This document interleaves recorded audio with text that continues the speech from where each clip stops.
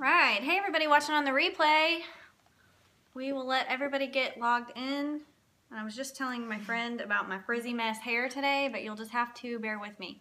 I'm going to scoot this back a tiny bit so that you can see us. Hi, Tara. Oh, yay. I'm so glad you're on. I kind of have to lean forward because my eyes aren't as good as they used to be. Hi, Kristen. I'll let a few people get logged on here before I introduce, well, I'll introduce her twice. This is my friend Kendra, and she's going to be on here with me today. There's Mom. Hey, oh, Mom. Good. Hi, Mom. I'll just call you Mom today. Hi, Kristen. I know. I'm so glad you're on, you guys. A lot of people don't get to watch live every day and watch the replay, so I really like whenever I see different names on here.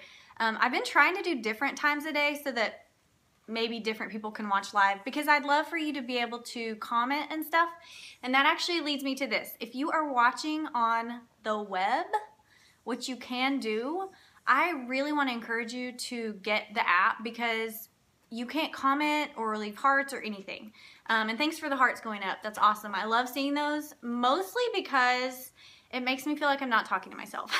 Yes, because you feel like that. Yeah. I mean, oh, Jamie's on too. Jamie is my best friend from college, and this is, she calls this our daily like lunch date, even though we don't get to see each other every day. So it's good to see you on here. So for those of you who don't know who I am, my name is Lauren Boren, and I share encouragement every day for people going through struggles with fertility or going through miscarriages, and all of that. So today, well, for one, we're going through a series, A to Z, Fertility A to Z.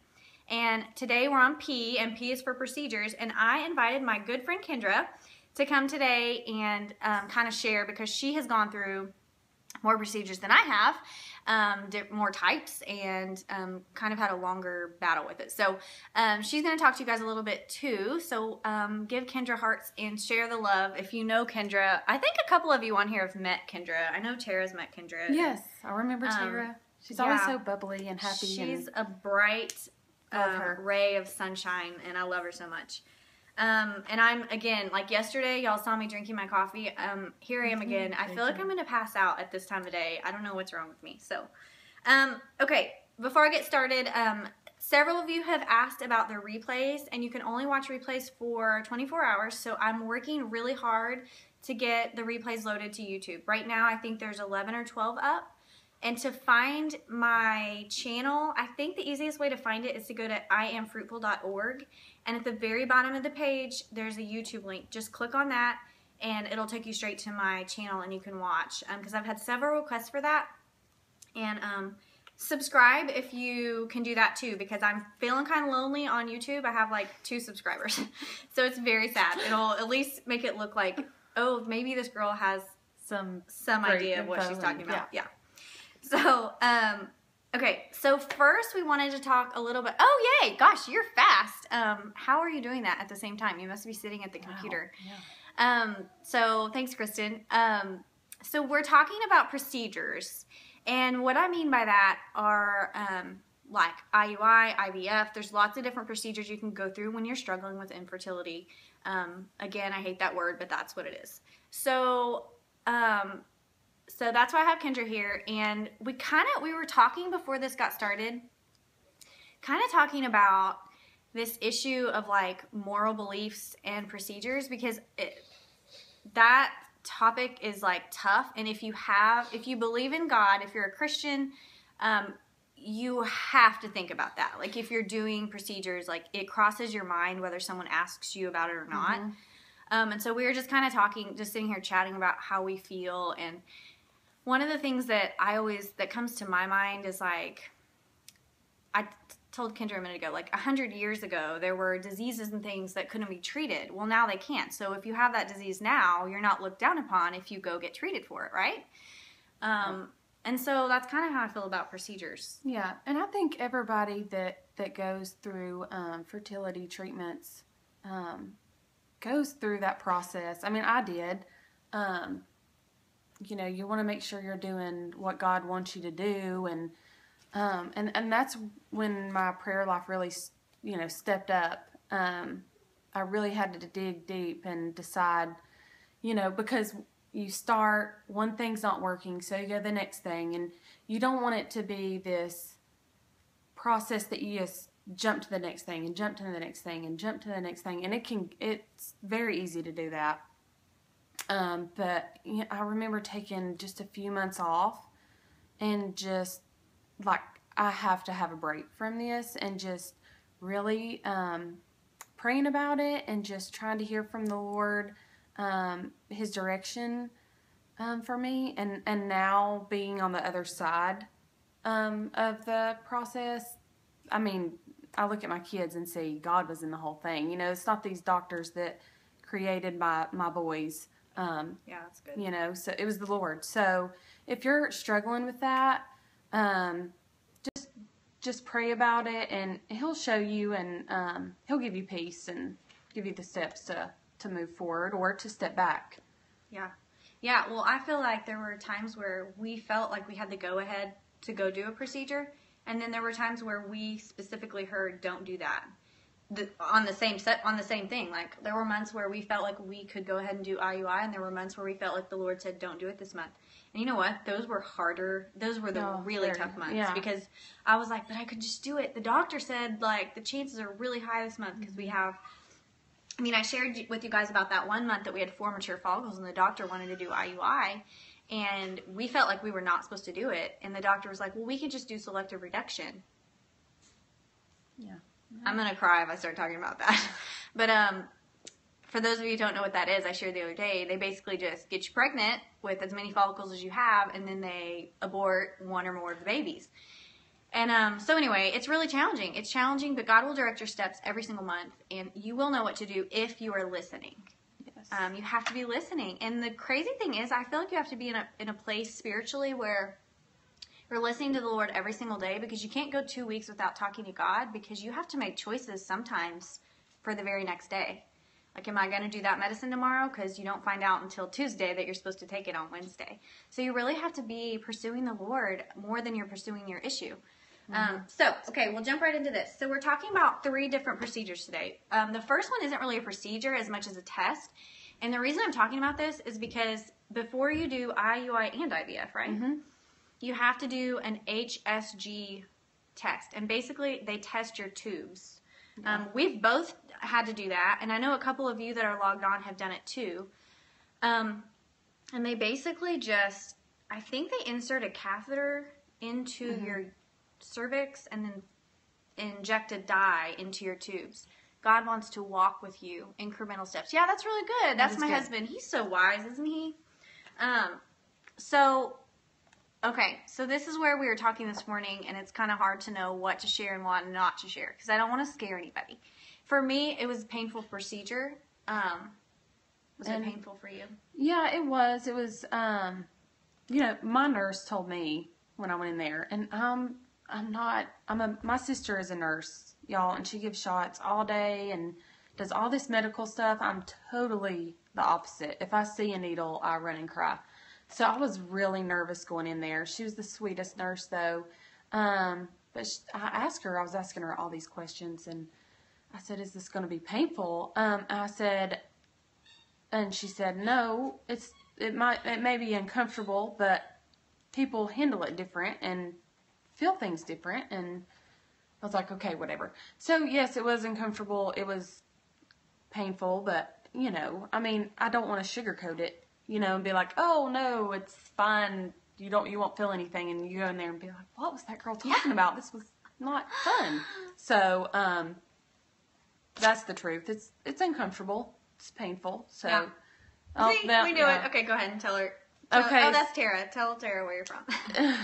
So I'm from North Carolina, for those of you that don't know me. And I told Lauren, I was like, I don't think your followers are going to like the way I talk. I mean, they're going to be like, where is she from? And it used to be one of my biggest insecurities. And, you know, God just showed me that that's how he made me. And he talks to me the way I talk to him. So so he's from there too? Yes, Jesus is very hickish. He's hickish. That's awesome. I love it. I love your accent, and I always have.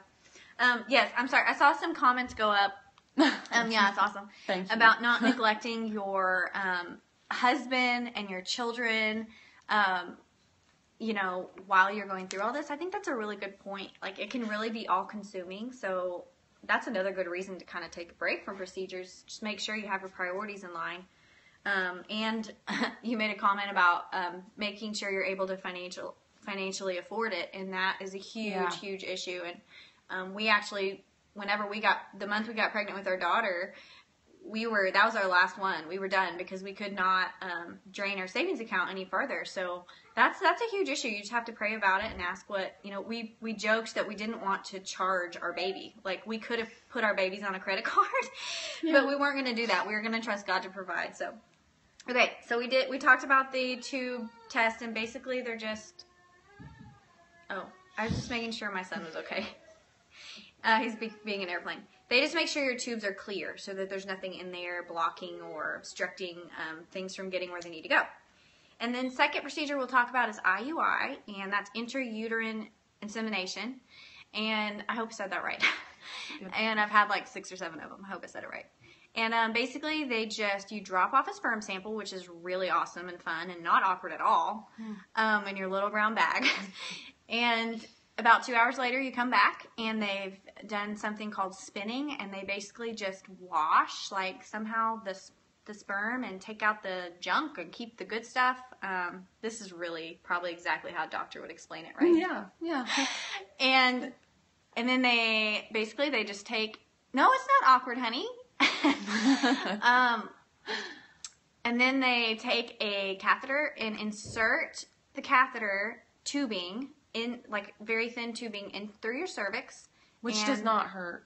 It doesn't hurt. No. I'm getting I hope my phone doesn't die. I'm getting a little thing. It doesn't hurt. It can be uncomfortable, like, a little bit, but if you're in there as much as you are for stuff like that, it's not a big deal. In fact, I think it's faster than having your annual exam, which is very surprising to me. We try to make light of it, like, okay, honey, this is how we're having our babies. Like, he held my hand. That's about as physical as it gets. And that's it. Like, then you lay there for 10 minutes and then you wait. And, basically all they're doing is putting the sperm where it needs to go. And that's it. They don't create the baby outside the womb or anything like that. It's still all God. The sperm doesn't have to swim. That's pretty much. They don't have to go as far. So that's IUI. And she's had IUI as well. Several. Twice. Mm-hmm. And Kendra's going to talk a little bit about IVF and how that works. And I know a couple of you that are watching. Has anybody went through IVF or is going through IVF? Yeah, make a comment if you feel comfortable sharing that at all. I know there are people who may be watching the replay that are considering or going through IVF, the process right now. So I know they'll be interested to hear about this. Okay, so IVF obviously is a little... it is more expensive than IUI. Obviously, if you do a lot of IUIs, that adds up. Mm-hmm. But you're on a lot of medicine, a lot of shots. You can either inject yourself or have your husband do it. My husband did like the first 2, and then I was just like, no, this isn't working. Let me have control. But anyway, the meds are to create a bunch of follicles, so they can retrieve them. And once those are retrieved, the mature ones, they will take the sperm and they will place an egg in a little dish and put sperm in there, and then one of the sperms will implant. There's also a process called ICSI, and we actually had to do that. That's where they actually take the egg and one good sperm and implant them. Not only did I have some complications, but my husband did too, so we had to go to that route. And then, let's see, after they do that, they do the IUI process. They'll just take the embryo and then put it through the catheter and put it in your uterus, and then that's about it. Easy, right? Yeah, totally easy. The hard part is all the medicines, all the shots, all the emotional roller coasters, and all that fun stuff. Because you did shots, like pretty much every day? Every day. I think it was for 2 or 3 weeks. Yeah. 2 or 3 weeks. because some of those overlap. And then depending on your doctor, you have to have estrogen there even after it's implanted to make sure those stay up high enough to keep the embryo alive. Yeah. Yeah. So the shots, I mean, we only had to do like one shot a month, the HCG injection, and so once a month, that wasn't that bad, but I think you probably get used to it though after. Yeah, you do. After a while. Mm-hmm. And I know some of you have had to give, and even have to give yourself the shot at the doctor's office. Is IUI expensive? I got pregnant doing IUI. Both of my children and my 2 other of the miscarriages were IUI babies. It is not as expensive as IVF. It also depends on your insurance. Our current insurance, which we're not going to do fertility treatments right now. So, of course, now we have insurance that covers it. But when we were doing it, we did not. And it was about, I'm going to say it's between $400 and $800 a cycle, depending on your fertility doctor, the meds, because in fact, the meds they put you on can make it go up or down, because meds can be part of the expense. Yeah. But yeah, I mean, that's about what I would think it would cost you for IUI each cycle. So, the good thing about it is you can do one cycle and then save and then do another cycle and just trust God in between and during. And we just want to make sure we're trusting God the whole time. I saw a comment go up when Kendra was talking about the doctor said IVF was your only option. And I want to say this. Begin confessing that you are fruitful. Begin confessing anything that you find in the Word of God that speaks life over your womb. Have your husband pray for you and lay hands on your womb and confess life over your womb. I do not believe that is the only way that you can get pregnant. I do believe God uses IVF. I absolutely do. And I am not against IVF in any way. But I don't believe that is your only option. And just to add to, when you go through fertility and you meet all kinds of people, I mean, even in the doctor's office, right? I have met some women and that was their only option too, and they ended up getting pregnant. So just have hope, and it's like any other issue when people go into the doctor, and they go back and they're healed, or the doctors can't explain things. God can do the unexplainable. Yeah. So you have to choose what you're going to believe. Praying for a fruitful womb. Yes, he did. Oh my gosh, Tara. I'm sorry. I'll just call you later and talk about it. He did. He was praying when you guys were dating for your womb, and I love it so much. Choosing gender. We actually just talked about that earlier. I personally did not. We did not do that. To me, you can check that box on your form, and they can spin the sperm and do the gender thing. To me, gender is completely in God's hands. I personally believe you can pray for gender before you get pregnant. I mean, why not? Why couldn't you pray about a certain gender? He may not say yes, but I believe that even if you check mark that box about gender on the form and you say you want a boy, I think God's going to give you whatever he wants to give you. Yeah. When procedures start crossing the line and taking things out of God's hands, and I just won't get all into that, that's when I start having a problem. But so far, the things we've talked about today, I personally, at this point in my life, don't see any issue with. So, I did ask Kendra this. I asked her when we were sitting here a few minutes ago, what is like one thing that just stands out to you about your walk through, fertility treatments, procedures, like the struggle and your walk with God, and so I really wanted to share what God spoke to her. So I'm trying to remember. Sadly, I don't remember exactly how long we had been trying. But it was when we were on Clomid only. This was before we knew that Sean had kind of issues too. It was my last month on Clomid. So I was like, before you get into like IUI and the treatments and stuff. So I went for a run, and really I put on my worship music. I started praying, and I really felt like this was my month. It was the last month. It's always going to be this month. Yeah, it is. And God was just, really working in our lives. Anyway, so y'all, I get home from my run, and lo and behold, I start my period. And I mean, I just totally lost it. I said, God, I give up. This is never going to happen for me. I'm just going to stop doing all this. I just give up. I was literally on the floor crying. So he peeled me off the floor and told me to go get my Bible, which I did. And I told him, I was like, God, I can't even pray right now. I don't want to talk right now. I was pretty angry. And I never do this, but I said, if you want to speak to me, we're just going to have to do this really easy. So I go to my Bible and I pick up my Bible, and I kid you not, I open it up and I look straight at my Bible, and I'm going to tell you what I read. Let me get to my little note here. Sorry. Turn again, my daughters, go your way, for I am too old to have a husband. If I should say I have hope, if I should say have a husband also tonight, and should also bear sons. And I was just like, whoa. The fact that it says bear sons in that's the only 2 words that I caught throughout the whole thing. At the end it says bear sons. And I was like, is that a word? I don't know. I think that's a word. So how do we do that?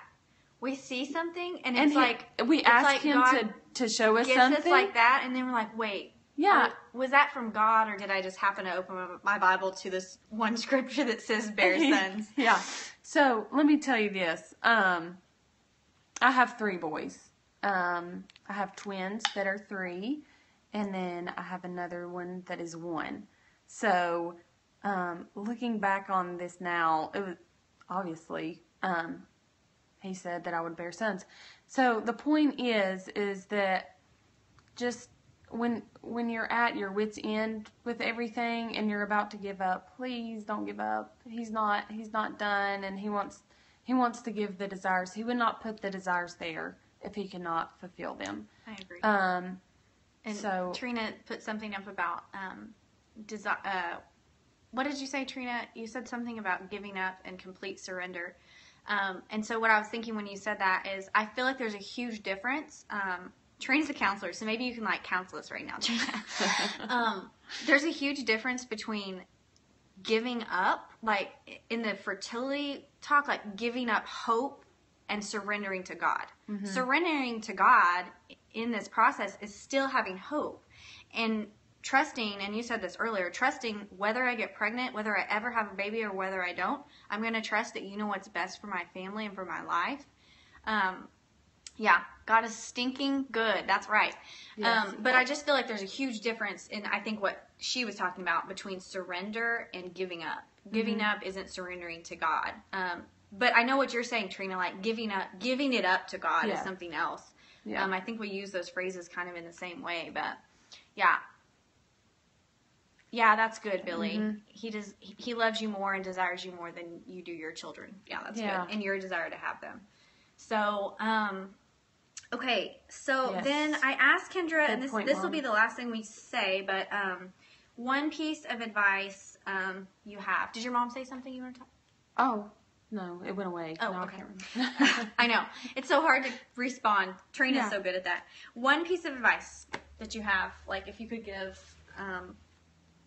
we kind of just talked about it, but you told me earlier we were talking about this. It wasn't until I really laid down that and put it at God's feet that everything started to change for me, the way I looked at the whole process. And, now I look at it and I meet so many women and I have so many relationships, including ours. I mean, we get to talk about this a lot because we went through the struggle, and it's made us closer as friends, I think. And that's just something. One of my best friends here in Texas, I met her going to the fertility group, and we've been friends since that day we met 7 years ago. So yeah, just don't give up and don't be discouraged. And this is so great what Lauren is doing, I just want to say, because this would have helped me so much going through fertility treatments and just the struggle. I think what she's doing is so great and can be so encouraging. And I think when you're going through fertility treatments that it's kind of like I was kind of embarrassed and like, what's wrong with me? And nobody goes through this. And then you go through it and you're like, wow, pretty much everybody goes through this. Kind of. So I think what you're doing is great and really encouraging these women. Well, somebody asked me last night, like, she said, why are you doing this? And I said, basically just to encourage people. And it got me thinking, though, when I got home, like, I wanted to really dig into why I'm doing this. And it is to encourage, and I really want to fuel up hope in you if you're feeling desperate or, hopeless. But I feel like I was realizing last night that really the main goal for me is to encourage you to have hope and to encourage you to take your eyes off of your problem and what you don't have and put it on the Lord and what you do have and what He's already done for you. So I know I lose a lot of people there who don't believe in God, who don't trust in God, but that's what my goal is. So if you want that for yourself and you're like, how do I do that? Then stick with me, because that's what I'm trying to do. So that's what I'm focusing on, spending a lot of time praying about how I can encourage you. So thank you for listening. I'm so glad you got to meet Kendra. Yeah. She is a dear friend. I wish I could see y'all's faces. Yeah, we're just staring at ourselves this entire time, but it's okay. At least I get to look at somebody else this time. I did want to remind you that tomorrow... Hey, Jess. Oh, hi, Jess. Tomorrow we are doing Q is for questions. Today's Friday, right? Yes. So Saturday we're doing Q is for questions. I have 3 or 4 questions. If you have other questions, you can email me at lauren@iamfruitful.org, and I will pray about your questions tonight and answer them tomorrow the best I can. So far, we're talking about anger towards God tomorrow, and just some other kind of like heavy things. So I'd love for you to get on and comment and share what you think and maybe what got you through it, because I don't have all the answers. God does, but thankfully, I'm not sure how many answers He's going to give me tonight. So we're just going to talk about it tomorrow, and so I hope that you'll come back. Maybe you'll come back to my Periscope another time. Yeah, I'd love to. I think everybody liked hearing you. Hearts have been going up this entire time. So, all right, y'all. Have a great day. We'll see you tomorrow. We gotta go. Y'all.